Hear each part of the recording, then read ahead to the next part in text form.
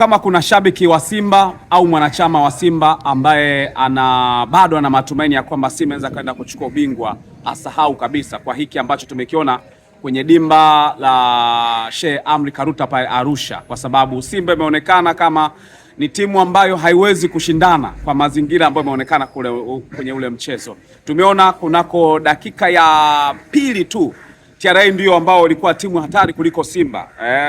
Utakuwa unakumbuka kuna mpira ambao ulipigwa kutoka upande wa kulia, kutoka kwa Kibabage kule ambako kulikuwa na Chabwedo, lakini ni umakini tu wa TRA ndio ambao ulisababisha wasiende kufunga ile goli. Lakini pia angalia kitu kingine, mashambulizi ambayo walikuwa wanafanya TRA ilikuwa ni mashambulizi hatari kuliko ambayo walikuwa wanafanya na Simba. Kwa kama kuna shabiki wa Simba ambaye mpaka sasa ana imani kwamba Simba au alikuwa anatarajia kwamba Simba wanaweza kuchukua ubingwa, wasahau. Kwa sababu ni nini?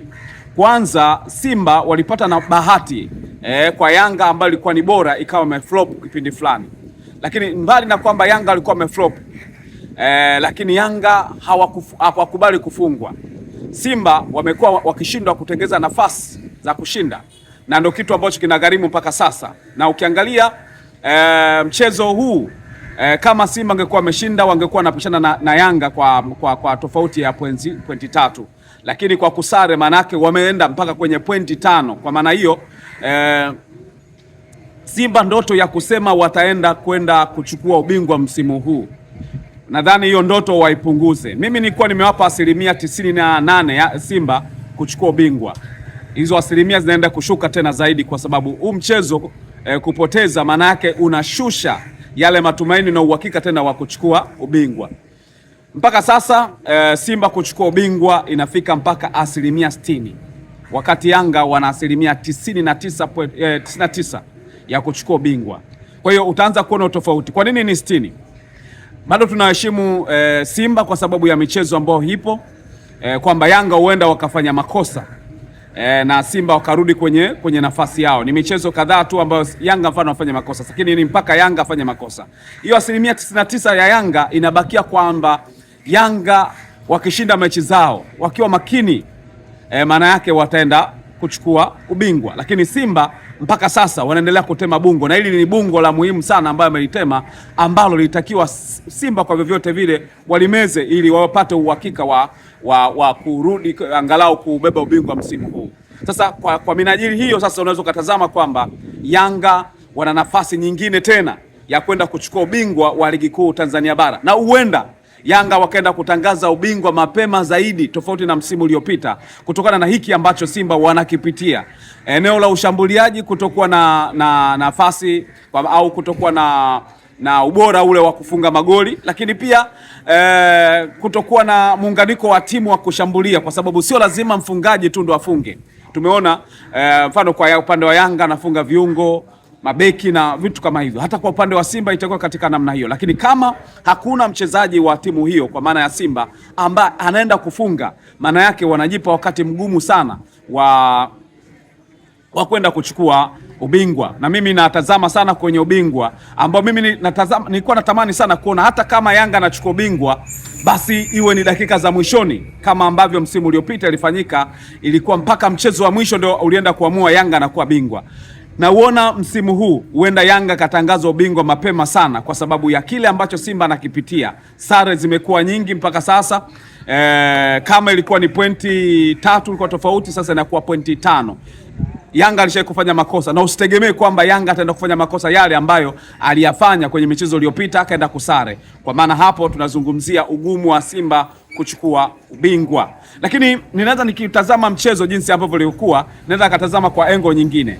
Kocha Steven Becker aliingia na kiungo Maema katikati na aliingia na Kante katikati kama viungo.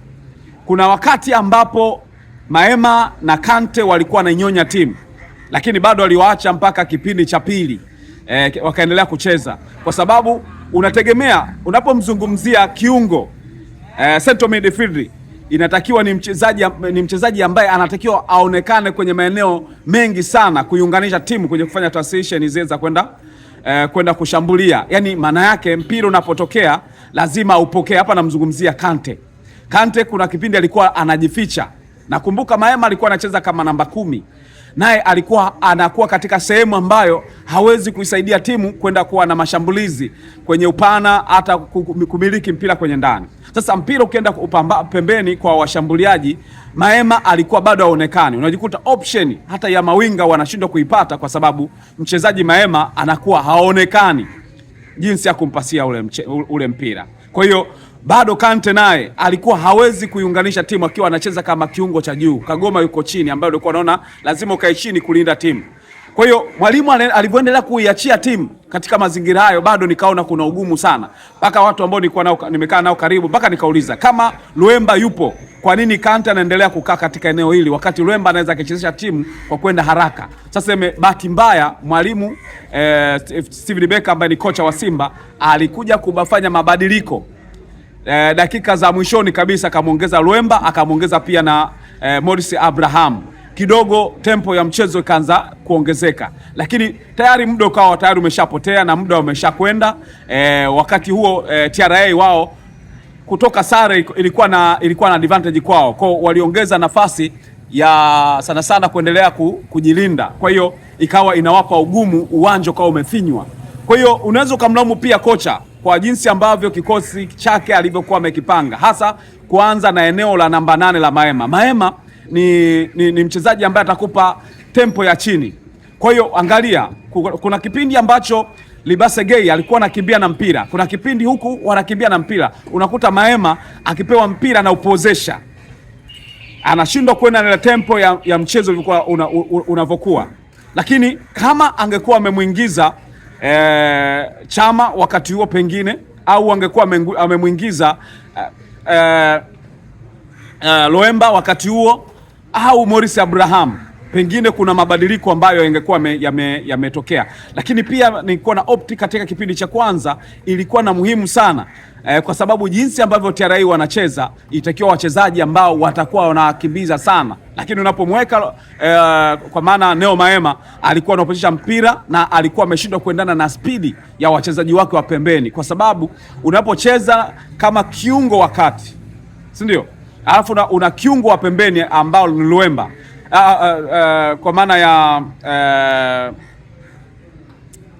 kwa maana kushoto una aura, pembeni kuna mshambuliaji ambaye anakupa kasi ile ambayo inaweza kukusaidia kwenye mikimbio, alafu unamweka Neo Maema hapo. Mimi ndio shida yangu nimeiona, Kante Maema walifanya timu ishindwe kugawa mipira kwa haraka, timu ishindwe kuflow kwenye njia za kuleta kuipa matokeo timu.